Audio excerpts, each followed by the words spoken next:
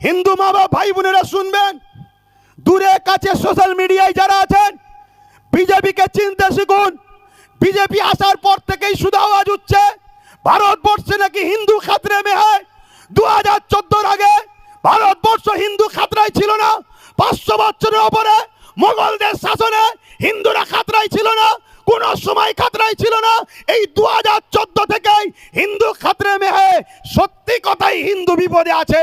যদি বলেন কেন, তাহলে আজকে শুনুন মন দিয়ে। রেল বিক্রি করে দিয়েছে, কি বলে এয়ারপোর্ট বিক্রি করে দিয়েছে, কারেন্ট বিক্রি করে দিয়েছে, এলআইসি বিক্রি করে দিয়েছে। এই সরকার আসার পরে 2 কোটি চাকরি দেবে বলেছিল কেন্দ্র সরকার, দিতে পারেনি। এই সরকার আসার পরে এলআইসি বিক্রি করে দিল। এলআইসিতে চাকরি করে কারা? 100-র মধ্যে 100টাই অমুসলিম ভাইরা চাকরি করে। কেন? এলআইসি সুদের ইসলামে চলে না। রেল বিক্রি করে দিল। রেলে হকারি করে কারা? বেশিরভাগ আমার অমুসলিম ভাইরা, চাই তাদের আজকে সেখান থেকে রুজি রুটি চলে গেল। এই সরকার আসার পরে পুরো ভারতবাসী আজকে বিপদে আছে। আমার হিন্দু ভাইদেরকে শ্রদ্ধার সাথে বলবো, 1992 সালে এই বাবরি মসজিদকে যখন ভাঙা হয়, ওই সময়ে 1989-80-তে একটা সাচার কমিটির মতো রিপোর্ট বেরিয়েছিল, মন্ডল কমিটি। এই তো মন্ডল কমিটি, সাচার কমিটি যেমন 2005-06 বেরিয়েছে, ওটা 79-80-তে মন্ডল কমিটি। সেই কমিটিটার রিপোর্ট যারা করেছে তারা বলছে হিন্দু সমাজের একটা বড় অংশ রুজি রুটিতে, অর্থনীতিতে একদম ধ্বংসের দিকে। তাই হিন্দু সমাজকে বাঁচাবার জন্য, এই গরিব মানুষগুলোকে বাঁচাবার জন্য 27% সংরক্ষণের ব্যবস্থা করা হয়েছিল। কিন্তু এই 27% সংরক্ষণকে তথাকথিত যারা হিন্দু দরদি শাস্তে এই বিজেপি হুকুমত কোনোভাবেই মেনে নিতে পারলো না। তাই ধর্ম খেলা করবে বলে 1992 সালে বাবরি মসজিদ দেখিয়ে শহীদ করিয়ে ওই দিকে ভুলিয়ে দিল। হিন্দু ভাইদের 27%টা বন্ধ হয়ে গেল। অতএব ভাবাতে চাইছি, আমরা হিন্দু মুসলমান ধর্ম যার যার, উৎসব যার যার, দেশ সবার। দীঘা ছিল ধর্মস্থান নয়, দীঘা ছিল পিকনিক স্পট, টুরিস্ট এলাকা। সেই জায়গাটাকে বড় প্ল্যানে রাজ্য সরকার ধর্মস্থান বানিয়েছে। তাদের বিশ্বাস, তাদের ভালোবাসাকে আমি ছোট করছি নি, কিন্তু আমরাও অনেকে যাই না। তাই কত কোটি টাকা দিয়ে মসজিদের দাবি রইল? জোরে বলুন। কেন? উনি তো এমনি বলেছে আমি মুসলিম দরদি একটু বেশি, তাই তো হিজাব পরে ঈদগায় যায়। আমাদের এই দাবি রইল। একটু হিন্দু ভাইদেরকে জানানো দরকার যে আপনাদের কিভাবে বোকা বানাচ্ছে কেন্দ্র সরকার, একটু জানানো দরকার আছে না নাই? হিন্দুরা আমাদের ভাই হয় না? আদিবাসী, দলিত, সাঁওতাল, বাগদি যেই হোক, সবাই আমাদের ভাই, ঠিক না বেঠিক? সবাই আমরা দেশবাসী, কিন্তু এই বিভাজনটা তৈরি করছে। আচ্ছা, 6 ডিসেম্বর এই দিনটাকেই বাবরি মসজিদের শহীদের জন্য নিল কেন? 5ই ডিসেম্বর করতে পারতো, 10ই ডিসেম্বর করতে পারতো, 6 তারিখটাই নিল কেন? এবং 1992টা নিল কেন? জানেন আপনারা? জানেন? এই তথ্যটা শুধু আপনাদের দিয়ে যায়। আর আপনাদের থেকে বেশি আমি বলবো আমার অমুসলিম ভাই, হিন্দু, দলিত, আদিবাসী যারা অন্য সম্প্রদায়ের ভাই আছেন, যাদেরকে ভুল বোঝানো হচ্ছে, আমি সেই সকল বন্ধুদের বলবো, আসেন, দেশ একটা বট গাছ, দেশ একটা গাছ, বট গাছ।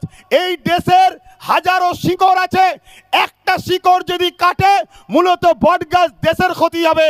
এই দেশের একটা শিকড়ের নাম হিন্দু, একটা শিকড়ের নাম মুসলিম, একটা শিকড়ের নাম আদিবাসী, একটা শিকড়ের নাম দলিত, একটা শিকড়ের নাম মতুয়া, একটা শিকড়ের নাম শিখ, পাঞ্জাবি, খ্রিস্টান ইত্যাদি ইত্যাদি।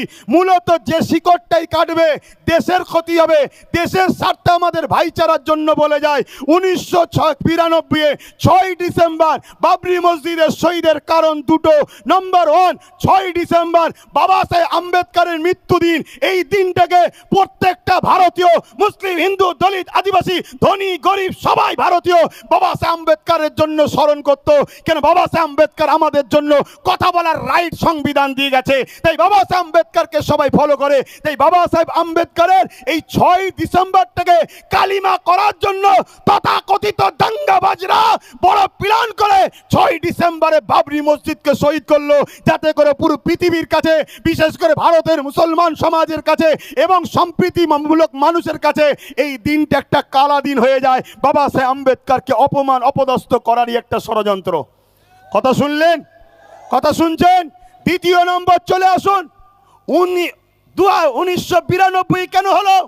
হিন্দু মা বাবা ভাই বোনেরা শুনবেন, দূরে কাছে সোশ্যাল মিডিয়ায় যারা আছেন, বিজেপিকে চিনতে শিখুন। বিজেপি আসার পর থেকেই শুধু আওয়াজ উঠছে ভারতবর্ষে নাকি হিন্দু খাতরে মে হয়। 2014 আগে ভারতবর্ষ হিন্দু খাতরায় ছিল না।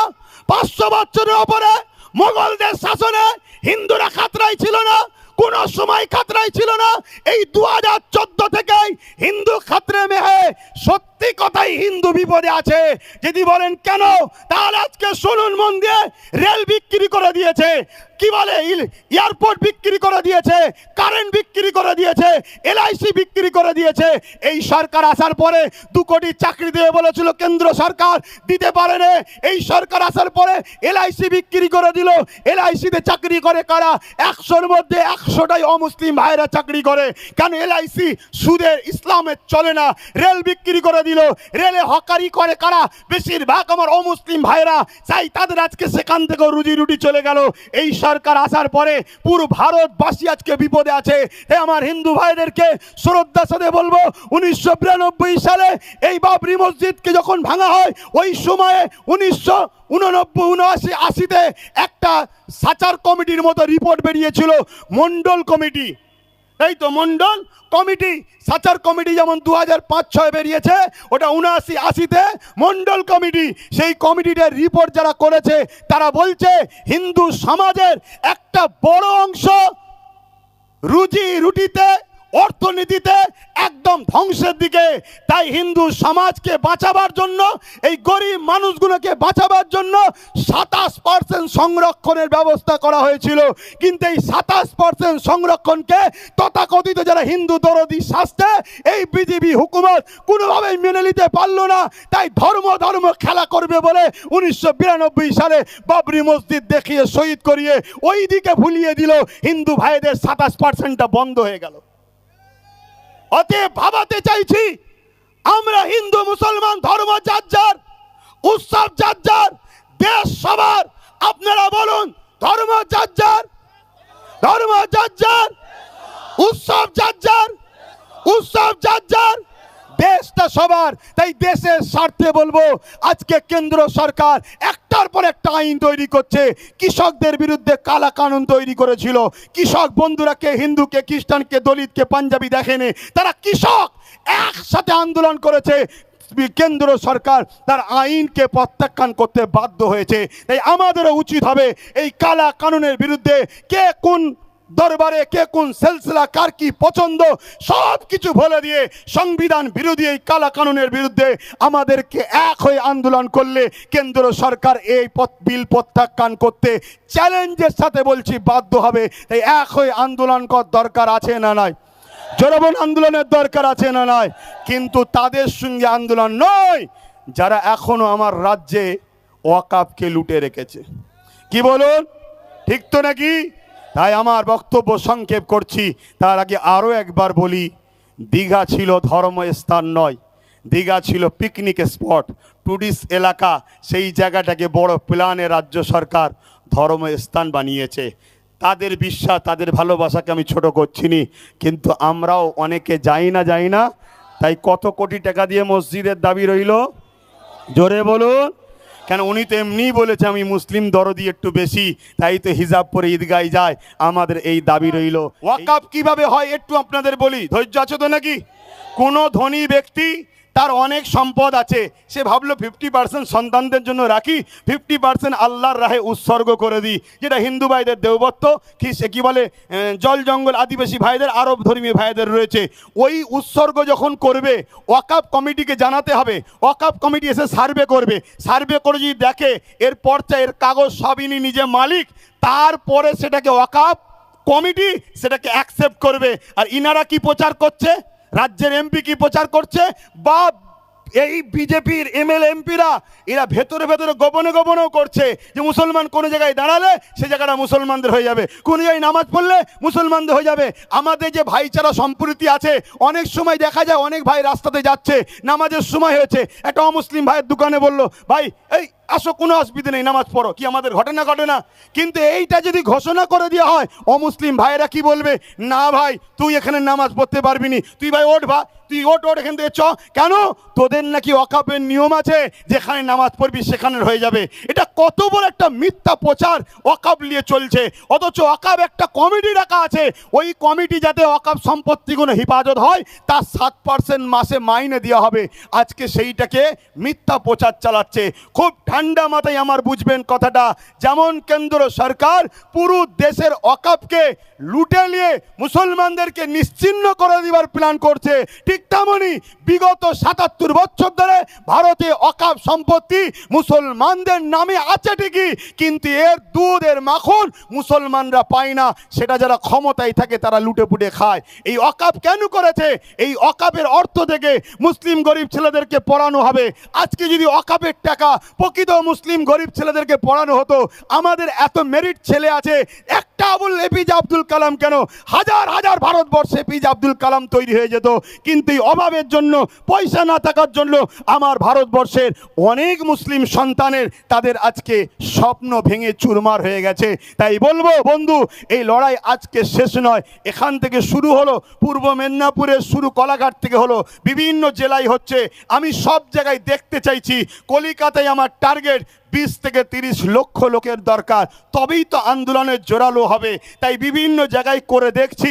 আপনারা বলুন, আগামী দিন কলিকাতার রাজপথে যাওয়া হবে, আপনারা সত্যিই কারা যেতে ইচ্ছুক লম্বা করে হাত তুলবেন। ধোকা দেবেন না তো? ধোকা দেবেন না তো? গাছে তুলে মই করে নেবেন না তো? কিন্তু আবার যাবার আগে একটা উচ্চ আওয়াজ দিয়ে, স্লোগান দিয়ে আমরা আস্তে আস্তে যাব। সকলে বলুন নারে তাকবীর। আরো উচ্চ আওয়াজে নারে তাকবীর। কোরআন ও সুন্নাহ, কোরআন ও সুন্নাহ। সংবিধান বাঁচাও। সকলে বলুন বাঁচাও, সংবিধান বাঁচাও। ভারতবর্ষ, ভারতবর্ষ ওয়াকাফের বিরুদ্ধে কালা কানুন মানছি না, মানব না। ওয়াকাফের বিরুদ্ধে কালা কানুন মানছি না, মানব না।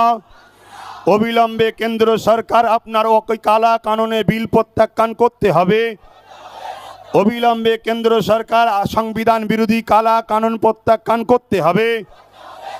রাজ্য সরকার আপনার আন্ডারে যত ওয়াকাফ সম্পত্তি আছে পুনরুদ্ধার করে দিতে হবে। যখনই বলা হচ্ছে তখন বলছে বোলডুজার চালাতে পারবো না, ঘর যখন হয়ে গেছে। কিন্তু আপনারা শোনেন, এই রাজ্যে সরকার বোলডুজার চালিয়েছে না চালায়নি? কাদেরকে উচ্ছেদ করেছে? হকারদের। তা হকারদের যদি উচ্ছেদ করতে পারেন বোলডুজার চালিয়ে, আমাদের সম্পদ দখল যারা করে রেখেছে আমাদের ফিরিয়ে দিবার জন্য বোলডুজার চালাতে হবে। অতএব এই বিভাজন থেকে দূরে থাকবেন, নিজের অধিকারের জন্য নিজেরা লড়াই করুন। আস্তে আস্তে ফিরে যাবেন যখন ঘোষণা দেওয়া হবে। সুস্থ থাকবেন, ভালো থাকবেন। মনে রাখবেন, এ লড়াই কিন্তু আজকে শেষ নয়। আমি সর্ব জায়গায় জাগাচ্ছি, তারপরে কলিকাতার রাজপথ, ওখান থেকে পুরো দেশ, সব জায়গায় আন্দোলন হচ্ছে। সবাই মিলে আমরা দিল্লি যাব। যেদিন দিল্লি যাব সেদিন শুধু ওয়াকাফ বাঁচানো হবে না, সংবিধান বিরোধী সরকারকে উৎখাত করেই তারপর আমরা ফিরবো। বলুন ইনশাআল্লাহ। আরো চিৎকার দিয়ে বলুন ঠিক না বেঠে? আসসালামু আলাইকুম ওয়া রাহমাতুল্লাহি। অসংখ্য ধন্যবাদ। শ্রদ্ধেয় সম্মানীয় আহলে সুন্নাত ওয়াল জামাতের কর্ণধার